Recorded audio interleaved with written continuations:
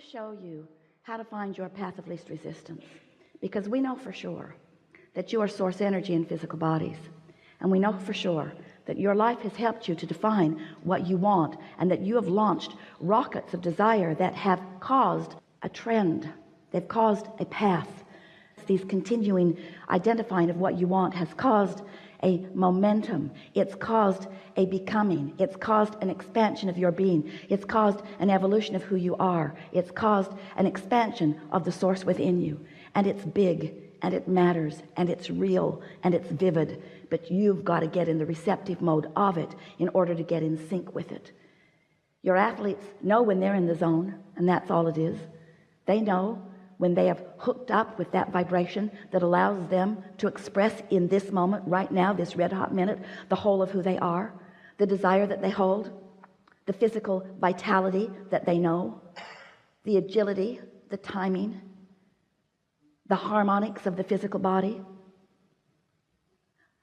the ability of the body to respond to the vibrational harmonics. They know that it's a physical game. Of course they do. Of course you're in a physical game. But it's a head game. It's a vibration game. It's a vibration game. It's a vibration game. It's an alignment game. Alignment trumps everything.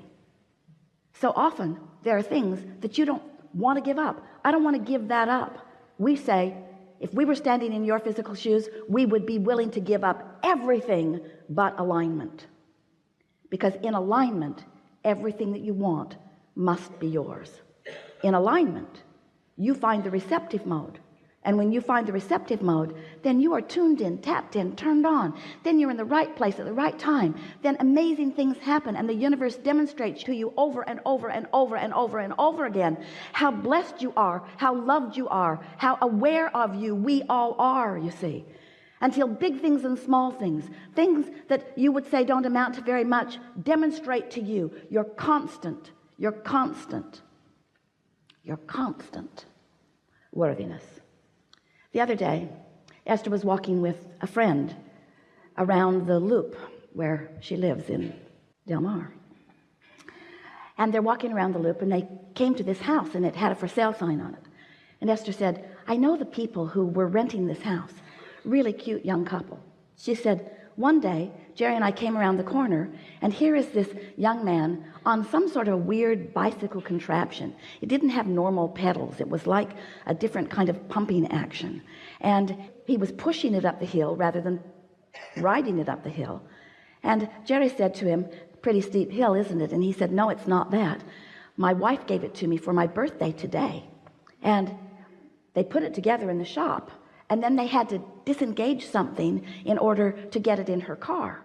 But she didn't realize that they disengaged something, and so I had no brakes. And Jerry and Esther said, oh. So they visited a little while, really enjoyed these really beautiful people, and off they went. That was about 5 years ago. So Esther has not seen them. She has not been there much. She has not seen them. She has not even thought about them in all of this time. Until this day, 2 days ago, she's walking with Julie around the loop, and they see this house is for sale. So Esther tells that story. Then they finish their walk, get in the car, go to Roberto's for lunch, and on the way is that kid on that machine in a whole other part of the town.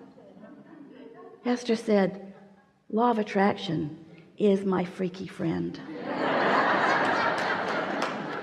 And we said, alignment is your freaky friend.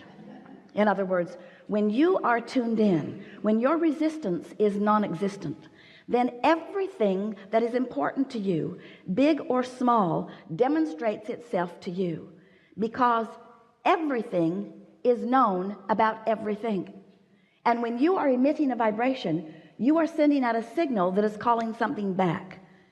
It's what law of attraction is. That which is likened to itself is drawn. So one might worry that, well, if law of attraction is on all things big and small, am I not going to be inundated by data? And we say, yes, you are. You are inundated by data all day, every day, that represents the balance of the vibration that you put out. Everything that you are feeling is an indicator of everything that you are thinking. So what is a thought anyway? We want you beautiful manifested beings sitting in clumps on these chairs. We want you to understand your vibrational nature. We want you to understand the nature of this vibrational universe. We want you to understand that a vibration is a vibration, is a vibration, is a vibration, is a vibration. You know that story that you've been telling for so long? If a tree falls in the forest and there's no one there to hear it, does it make a sound? The answer is unequivocally no. It does not make a sound, because sound is the byproduct of the translation of the vibration by a receiving mechanism. It takes a focuser, it takes an eardrum, it takes something to turn that sound into something that can be received. Are you sort of kind of getting that? So there are vibrations all around you, and you have practiced yourself into being the receiver of them. We just want you to practice yourself into being the receiver of the ones that feel good, not the ones that feel bad, not all the ones, which means we want you to no longer be conditional focusers. You see something that feels good, you look at it. You see something that feels bad, you look at it. Not much discriminating. We want you to be so discriminating that you pull your attention at the earliest, most subtle stage that you can find, away from those things that don't feel good. We want you to tune yourself to this high frequency of who you are. So this is the big picture. You were source energy before you came into this physical body, and splat, now you're here. But the larger part of you is still non-physical, and still that pure positive energy, still in that place of non-resistance. So here you are, just like you planned, exploring contrast. That's a good thing, because if you don't know what you don't want, you cannot know what you do want. You must have that focusing experience in order to define and decide what you want. So at all levels of your being, you're launching these rockets. The cells of your body are also launching rockets. You're launching rockets of desire. You're launching rockets. Rockets. You're launching rockets of evolution and expansion. And the source within you is becoming. And now you have two vibrational points of view. The vibrational point of view of who you really are, and the law of attraction path that is being drawn to that powerful point of attraction. And then there's you and what you're thinking.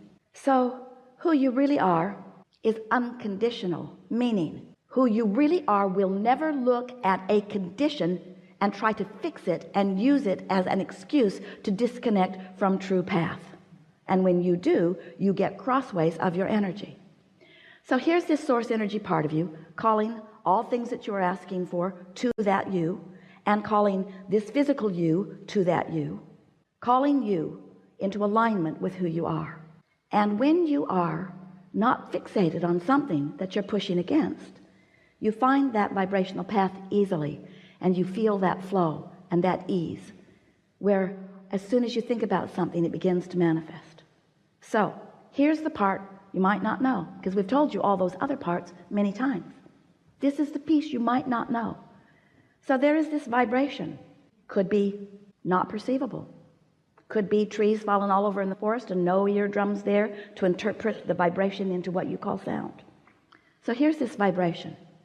But as that vibration evolves, as it gains momentum, it becomes more noticeable to those who are on the wavelength of it. So then the first manifestation, let's call it a manifestation, the first you turning a thought to a thing, the first manifestation of this vibration is a thought occurs to you, and an emotion is so close on the heels of it you can't tell which came first, the emotion or the thought. But there they are, an emotion within you that is a manifestation of that vibration. And now you're rocking and rolling. Now you are on the path. Now you're in the perceptive mode. So here's this thought, let's call it your path. And here you are with this thought on this path. Now, if you don't do anything to divert your path, if you don't contradict it, if you don't say, yeah, but, if you don't say, oh, that's a really good idea, but I could never do it, or, oh, that's a really good idea, but I've tried that before and it didn't work. If you don't take that path and divert it, the momentum of that path is going to increase. And as the momentum of that path increases, now your ability to perceive even more is going to happen. So now it's not just a thought and a feeling. Now you're beginning to rendezvous with blue bicycle contraptions in places. In other words, now manifestations are happening that are evidence to you of your path. Hear it. You're not diluted path. You're not convoluted path. You're not contradicted path. You're not shooting myself in the foot path. You're not defensive path. You're not justifying path. You're not rationalizing path. Just a pure thought that is not contested with a belief that you've practiced. So what are you going to do? You have a lot of beliefs. You have a lot of beliefs that do not serve you. And the reason we know that is because you have a lot of desires that have not manifested fully. They get to the idea phase, and then you kill them with contradictory thought that doesn't feel good when you think it. It doesn't feel good when you think it. So what most of you do, even though it didn't feel good when you thought it, because you weren't seeking alignment with source, because you didn't understand all that it meant. You weren't seeking alignment with your own inner being or alignment with your own desires. You sought alignment with somebody else's opinion. And they have so many differing opinions. We don't know how. You just don't go out of your mind as you talk to so many people about so many things, as you convince yourselves why you can't do this and why you can't do this, or why they shouldn't do that and why they shouldn't do that. What we want you to understand is that if you could leave the peanut gallery out of everything that matters to you and not dilute or divert your path, that momentum from a vibration to a thought, to an idea, to an emotion, to a rendezvous, to full manifestation would happen with you all day, every day, on everything that matters to you, on everything that matters to you. And if it's not happening, it's for one reason and one reason only. You're introducing contradiction to your vibrational equation. And it's all right. Everybody does it. You just don't want to do it so much that you feel negative emotion about it. When you feel negative emotion about it, that's your clue to do something different. So here's an example. So let's say that you have a very clear sense of how you want to feel today. So you go over to someone's house. Maybe you're related to them. And they're having a no good, very bad day. And so you sit in the middle of it and you listen to them squabbling and you watch a sort of escalation of it. Maybe they're children, maybe it's adults and children, a mixture of some sort of people in disagreement with each other about something. So now, if you have been following your path of least resistance for a while and you are tuned in, tapped in, turned on, now you are in a position where you can experience and live and feel the joyful experience of living unconditional love, because you are so in alignment with who you are. You've practiced it so well. Your vibration is so strong that even though this is going on, it's not ringing your bells. It's not hooking you in. You're not feeling any defensiveness. You don't feel like helping the victim in the scenario. You don't feel like piling on to the one that's being picked on. In other words, you are vibrationally aloof from it. There's no hook for you in this situation. So you can sit there, you can be there, you can be unconditional. Here's a condition that is happening that's making all of them nuts, and it's not making you nuts because you are in a different vibrational place. It's not threatening you. You don't feel defensive about it. You don't feel like you need to defend anybody else about it. You are tuned in, tapped in, turned on. You've been down that road so many times. You have found your place in it, and you're sitting there, and you may be the only one at that party having a good time, but you are, and what's going on doesn't matter. Or you haven't practiced your path of least resistance all that much. You're wobbly in your vibration. You know what you want, and you know what you don't want, and all of it's sort of active. And so you sort of blunder into this experience, and they're not getting along, and you notice it, and you're annoyed by it, and then you're trying to pick a side, and you really think that that was unnecessary. You really didn't need to say that. No, this is going to get a lot worse before it gets better. And so you sit there, and you're sort of gritting your teeth, and you're trying to ignore it, but you really can't. And now they're looking at you like, what do you think about this? And you're looking away, and they're thinking, well, why are you looking away? And you're thinking, well, I'm looking away because you're all making me nuts, and I don't really like being here, and I'm all out of whack. And then you finally do leave. You finally do leave. You finally, now this is the part we want you to hear. You finally do stumble on to your path of least resistance, but not until you have suffered mightily. So you go off on your path, and then you spend the next 2 or 3 days justifying why you left. Now the phone calls come. Why'd you leave? Really don't want to talk about it. No, really, why'd you leave? Really, I don't want to talk about it. Tell me why you left. I don't want to talk about it. You were mad at me, weren't you? You left because you were mad at me. No, it wasn't that. Why did you leave then? Tell me why you left. And so what we're saying to you, if you can find your path in the early subtle stages, you will ride out any storm, and eventually you will find fewer and fewer and fewer and fewer and fewer storms. We really want you to understand that it's not only all right, it's what you intended to do. You intended to find your path of least resistance, meaning you intended to come into this body, find aspects of life that matter to you, hook up with a source within you, and ride that rocket to the satisfying fulfillment of a vibration turned to a thought and an emotion, to a relationship, to an experience, to a circumstance, an event, to a glorious, exalted, manifested experience. That's what you were all about. You didn't come to wrestle each other to the ground over ideology. You didn't come to try to get everybody on your side of the balance sheet in order to agree with you about what's right, because you knew when you came into this physical experience